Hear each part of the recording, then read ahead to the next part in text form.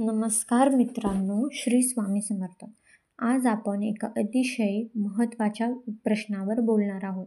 स्वामी समर्थ आपल्या भक्तांची एवढी परीक्षा का घेतात? आपण स्वामींची भक्ती करतो, त्यांचं नाम घेतो, त्यांच्या चरणी श्रद्धा ठेवतो. तरीसुद्धा कधीकधी जीवनात इतकी संकटे येतात की आपण विचारतो, स्वामी मी काय चूक केली? पण मित्रांनो, त्या प्रत्येक संकटामागे असते स्वामींची कृपा आणि योजना. स्वामी समर्थ कधीच आपल्या भक्तांना दंड द्यायला परीक्षा घेत नाहीत. त्यांची परीक्षा म्हणजे भक्तांच्या आयुष्याचं शुद्धीकरण असतं. जसं सोनं अगदी तप्त झाल्यावर अधिक तेजस्वी होतं, तसंच भक्ताचं मन संकटातून जाताना पवित्र होतं. स्वामी म्हणतात, भक्ताला मी ताव देतो पण त्याला जाळत नाही.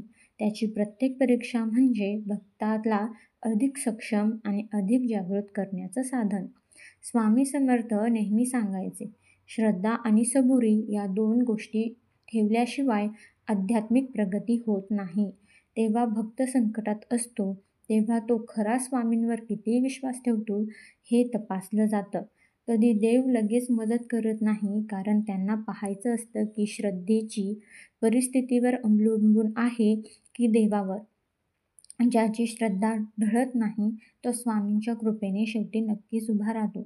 प्रत्येक माणसाच्या आयुष्यात त्याच्या कर्माचे परिणाम असतात. स्वामी समर्थ ते कर्मफळ पूर्णपणे नष्ट करत नाहीत, पण भक्तांसाठी ते हलके आणि सहनशक्तीच्या मर्यादेत करतात. परीक्षा म्हणजे आपल्या भूतकाळातील कर्माचं शुद्धीकरण. स्वामी म्हणतात, मी तुझं कर्म संपवत नाही, पण तुला ते पार करण्याची ताकद देतो.